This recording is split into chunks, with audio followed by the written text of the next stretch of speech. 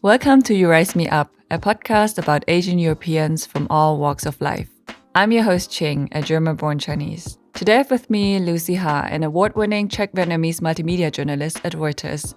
Lucy studied history at UCL in London and journalism at Columbia University in New York before she went on to work as a journalist for the BBC, CNN, Bloomberg, and now Reuters. Lucy is actually the first Asian European journalist I've ever met that produces both visual and written work in English. It is a pleasure for me to welcome her on the show. Thank you very much for taking the time, Lucy. Thank you for having me. Hello. So, Lucy, journalism is not a very common career path among the Asian Europeans that I know. As many of our immigrant parents, they think of careers such as law, medicine as more like lucrative and stable. Why did you choose a career in journalism? I was lucky to be brought up in a family where my parents were always very supportive of me and of my career choices and studying choices. Ever since I was young, I was very interested in humanities, in social sciences, and history. And so when I was deciding what to study, I picked history to study as a bachelor's. But then after 3 years of studying history, I realized, I don't actually want to be a historian. What do I do with this degree? And then a whole array of choices presented to me. And I think journalism was something that I was interested in for a long time already. And it felt like a natural continuation to me. And I'm just by nature a very curious person. I get excited and curious about so many different topics. I'm not an expert in anything. I just like to ask questions. I love meeting new people. And journalism is one of those very few professions, I think, where you get to meet people and talk to people that otherwise you would have no business in meeting or ever talking to. So that's why I chose journalism. I see. What was your upbringing in the Czech Republic actually like, and how would you say has it shaped you as a person and journalist?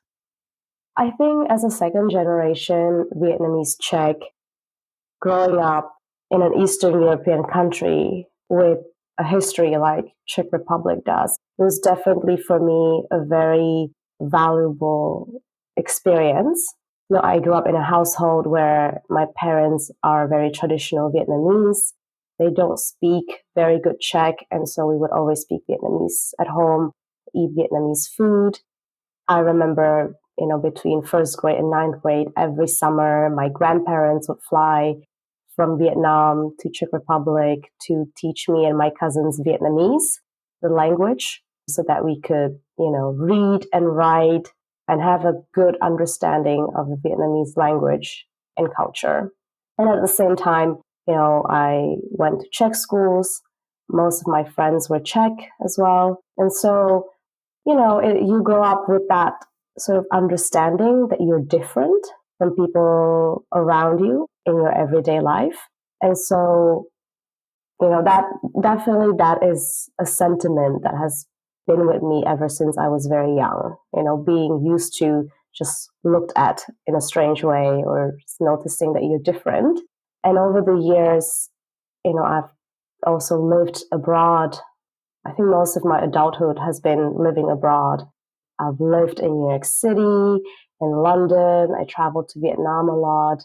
And I think having grown up being like a two culture kid, I think it just added to my understanding of our world is so vast and big, and you just have to embrace it with your mind open, especially when it comes to understanding and appreciating different cultures and people.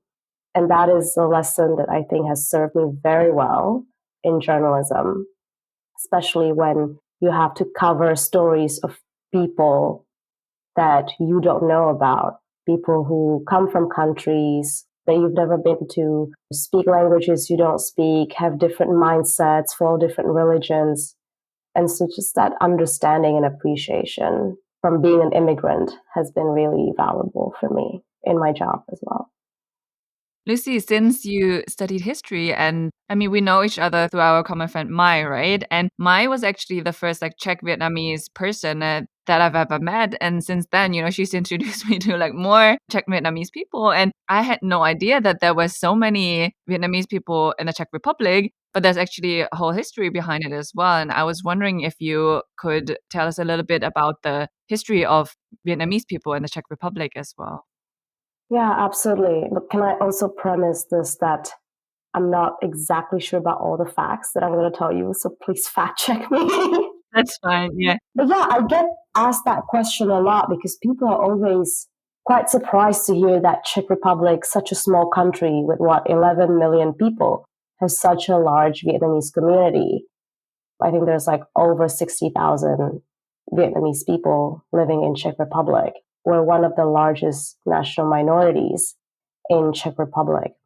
I think a lot of that has to do with our two countries' history. So Czech Republic, or back then Czechoslovakia, was a socialist country like Vietnam. And so within that geopolitical setting, throughout the 70s and the 80s, there were a lot of student exchange programs. Lots of the best and brightest young Vietnamese students would go to study in Czechoslovakia or go there for internships or for traineeship. And a significant portion of those students decided to stay in Czechoslovakia and build their lives there. So that's, from my understanding, the first wave of the Vietnamese immigrants coming to Czechoslovakia. And then following, the Velvet Revolution, the fall of communism in Czechoslovakia in 1989 and into 1990s, there was another wave of Vietnamese migrants, and that's the workers, the factory workers. I think that's been the largest wave. And then throughout the past decades, you have more students coming and more workers. But that's how I think the community kept growing and growing. The Vietnamese in Czech Republic are quite a tight community, and they congregate in these Vietnamese markets. So like in Prague, we have Sapa, which is this huge, imagine it's like a little Hanoi in the middle of Prague. It's a huge complex of stalls. I think there are thousands of stalls. So, it's a huge business center. But I call it Little Hanoi because you have restaurants, you have, salons, beauty salons, you have a kindergarten there. It's really a well-contained little town for Vietnamese people. And Lucy, what is your family's story? So my family, my dad came to Czechoslovakia, I want to say in the late 1980s as a chemical engineer. So it was like a student exchange program. He lived there for a couple of years, worked, and then came back to Vietnam, met my mom, they got married.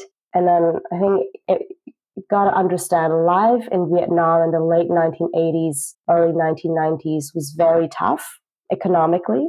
Even though both of my parents are very educated, my dad was a chemical engineer, my mom was a chemistry professor at a university, they still felt like they couldn't economically sustain their lives in Vietnam, and they wanted to give me a better life. And so they decided to move to Czech Republic.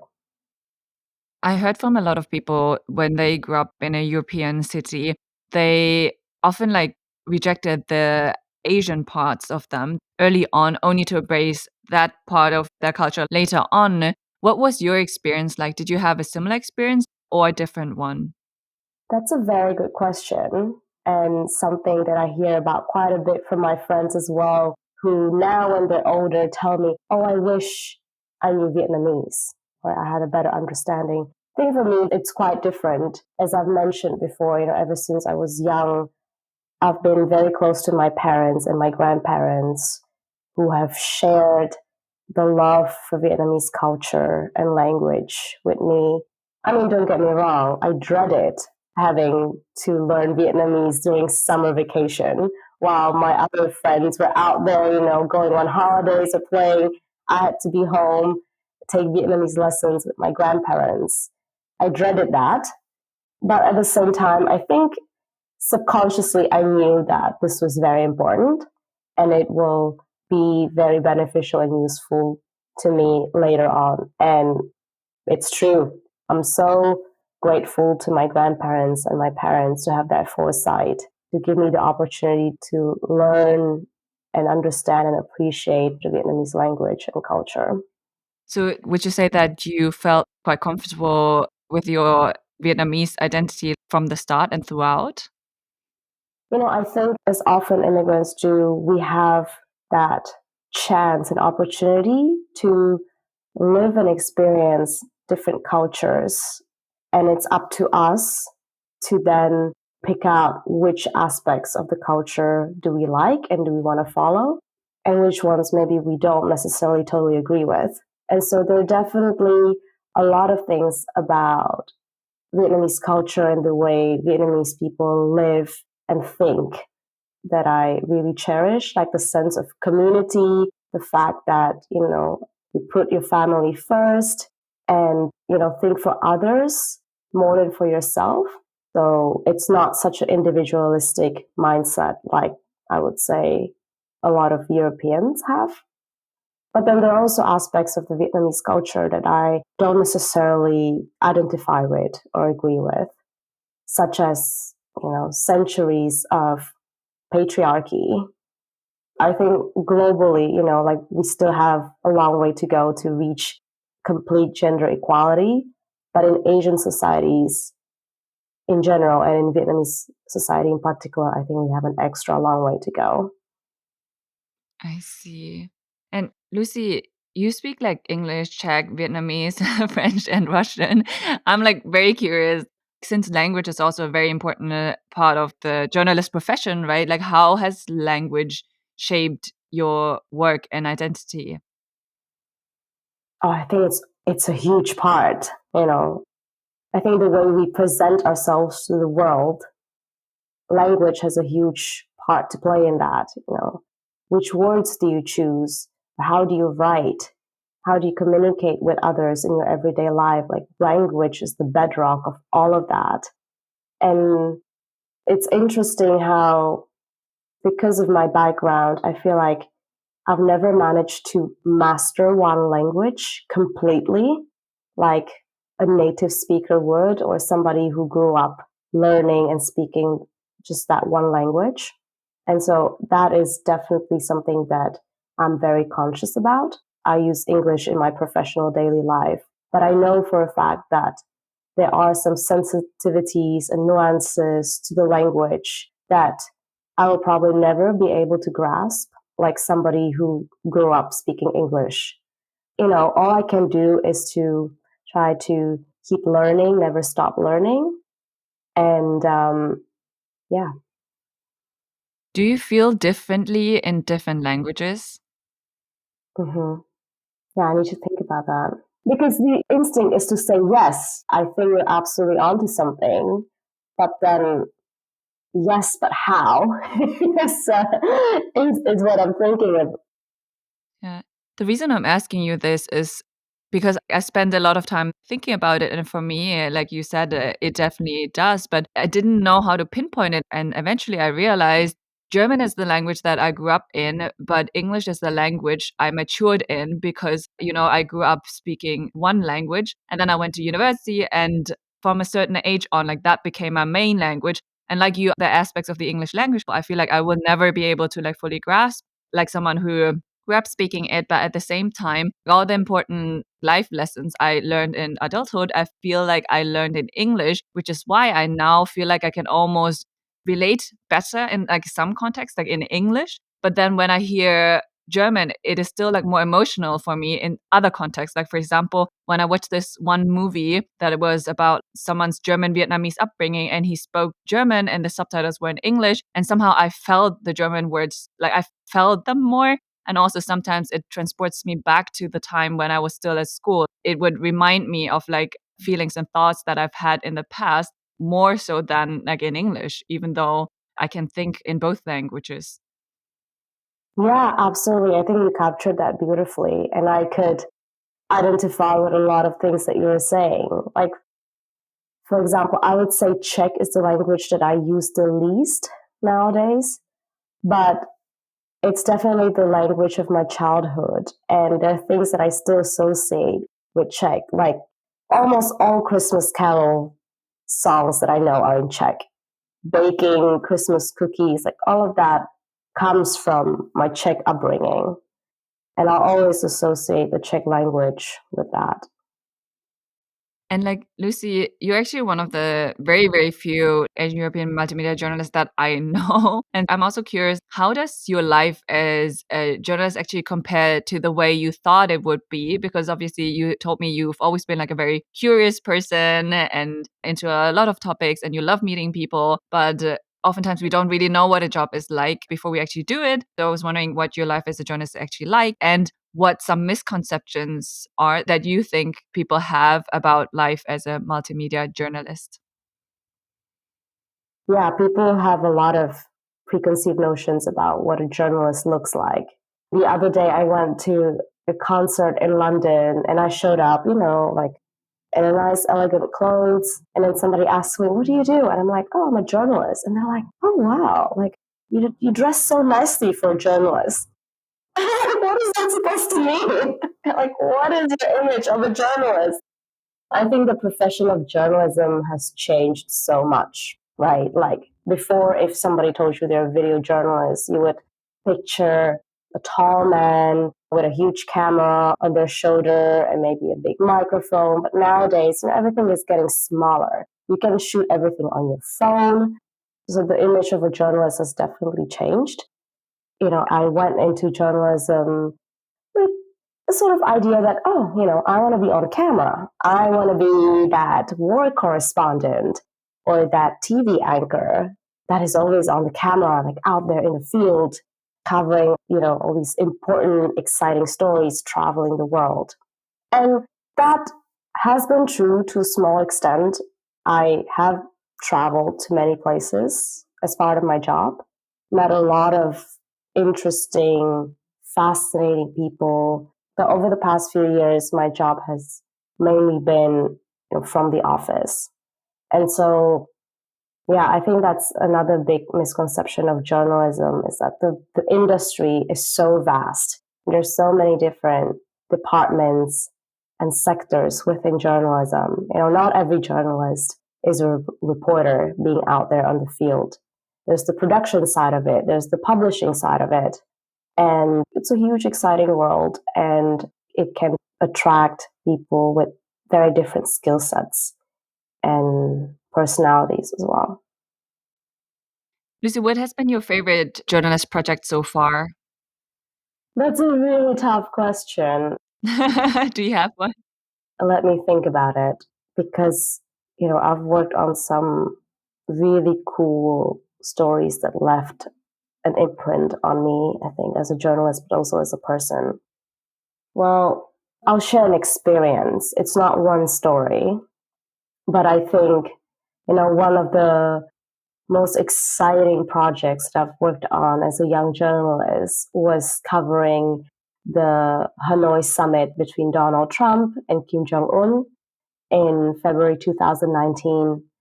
I was part of the Bloomberg crew that were sent to Hanoi to cover the event. And I was specifically overseeing all of our digital video content.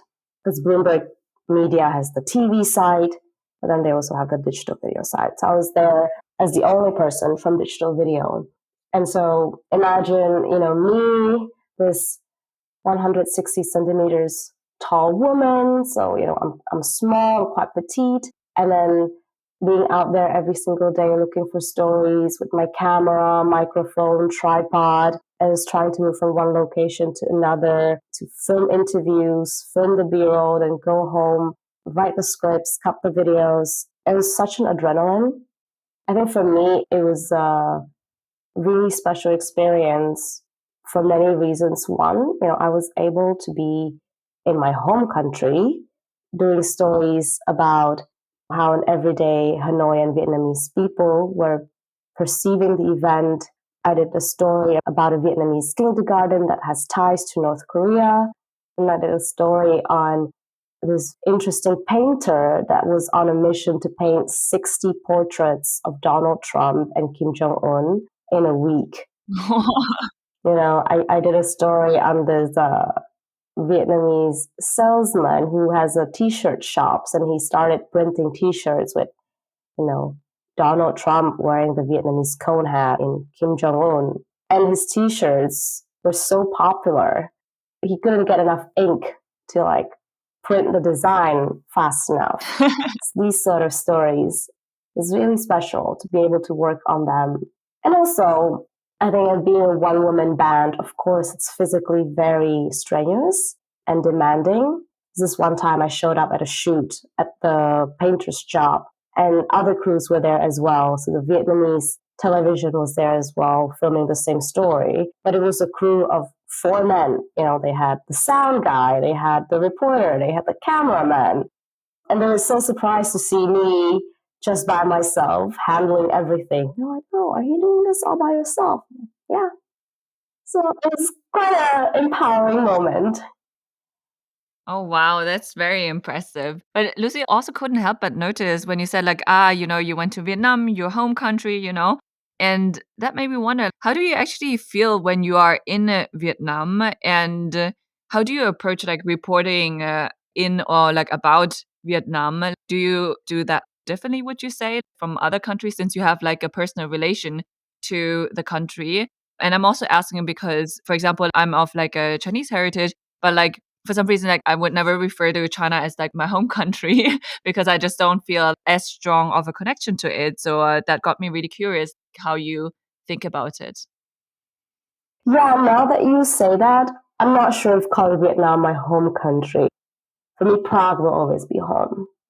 I think covering stories from Vietnam does feel special because even though I don't live there, and there are definitely things about everyday life and culture that I'm probably not always up to date with or can fully appreciate, being able to, step on the street and be able to have a conversation with a subject or with a source is quite special. And I think, for example, during the Trump-Kim summit, there were a lot of foreign reporters and journalists in the country to cover the event. And so I think having a Vietnamese woman who looks like you and sound like you, approaching you, asking you questions, I could tell that some of the Vietnamese people felt more comfortable or willing to talk to me than, let's say, a foreign journalist. I was also wondering, since I watched some of your videos, and you've been both behind and in front of the camera for renowned news organizations. And yeah, and I told you at the time that I thought it was so impressive, especially being a non-native speaker of the English language, how proficient you are and how natural everything you say sounds. And you told me that, but you also sometimes feel imposter syndrome, which really surprised me because we often think that we're the only ones experiencing it. And so I was wondering what your experience with imposter syndrome has been like and how you deal with it on a daily basis. Mm-hmm. Yeah, absolutely. I think imposter syndrome is something that I've always struggled with. And that comes back to being an immigrant, growing up in a country where everybody looks different from you, where you kind of always have to work extra hard to get the same results like a native person would. And so I've always been conscious of that. And also, I think just as a person, I have very high demands of myself. And so, I think people say you're your own biggest critic. It's definitely true for me. And also with English not being my first language, I was very conscious and not confident about putting my face in front of a camera for a very long time. And so, yeah, that dream of being, an on-camera work correspondent or anchor, it's definitely taken a pause. For the longest time, I preferred being behind the camera than in front of it. But then I think as you grow, as you become more confident in your job, as you gain more experience and work on finding your own voice, it's important to sometimes put yourself in uncomfortable situations where you challenge yourself to try something new. And I've been very lucky that I work at a company where I'm surrounded by very encouraging bosses and colleagues who've been very supportive of the new ventures and formats that I've been trying to launch at Reuters. I see. I was really curious because I am also really shy in front of the camera. Like I have no problem, like filming other people or recording other people. But like, yeah, there's a reason why I don't really show my face a lot in front of the camera. But I find it so empowering to see people like you, because I so rarely see an Asian face in the news, like, I mean, in a European context, I find that very admiring and also inspiring. But I'm also curious, have you actually met any other Asian European journalists like yourself? I've definitely met many Asian American journalists, especially in Bloomberg. We had many folks of Asian origins who work in financial news. Within Reuters as well, like it's a very diverse news organization. But you're right that maybe Asian European journalists I've met less of. Mhm. Why do you think that is? Honestly, I'm not entirely sure. I can sit here and speculate. I mean, I guess you're right. There is still that stereotype of Asians going more into, either medicine, law, or financial sector, less Asians in the creative industry and in journalism. And it's probably because, either folks were not encouraged to take on these sort of career paths, or folks haven't seen other people who look like them and sound like them work in that industry. Then there could be many reasons. Yeah. What do you think? I also think that it's like a mix of factors, like one being that we are often like discouraged from pursuing careers that are seen as not financially stable. And journalism is, I think, one of those careers that are not considered to be like very lucrative because financial stability was the number one priority for our parents in a lot of cases. And I think the second reason is also that, so I know some like Asian European journalists that report in their local language, like for example, in my case, like in German. But I think another reason might be that a lot of the big news organizations, they primarily report in English, and a lot of people, they might not necessarily feel comfortable reporting in English as well. But since I mentioned that financial aspect, I'm also curious, has that ever like concerned you? Because I, for example, that I started writing for a publication as a freelance journalist in English. So I did also consider like, okay, do I want to lean into it more? But then I'm like, okay, obviously you knew very early on that you wanted to become a journalist. But for me, I'm like, oh, journalism is so interesting, but I did not think about it properly, partly because of that like financial aspect until like much later in life. And so I am curious, especially since Mai did mention to me that you're an only child, for example, and you usually, with that comes a certain kind of pressure as well to like take care of your parents, for example, if that has ever been a concern of yours. Yeah, I think people don't go into journalism to become rich. That's for sure. And I think you're right. Like journalism is not a financially lucrative job, but it's going to fulfill you in so many other ways that you can't imagine. And so I think as long as you find a job that provides enough for you to be able to live a good, decent life, to be able to provide for your family, because I think in life, like we should strive to work in an industry and do a job that not only gives us the financial safety, but also stimulates us on the intellectual level and makes us feel fulfilled and purposeful. And I think for me, that's why I love journalism. And so even if the financial reward isn't the best, I still wake up every day feeling very fortunate that I can do the job that I'm doing. What is it that you enjoy the most and the least about your job as a journalist?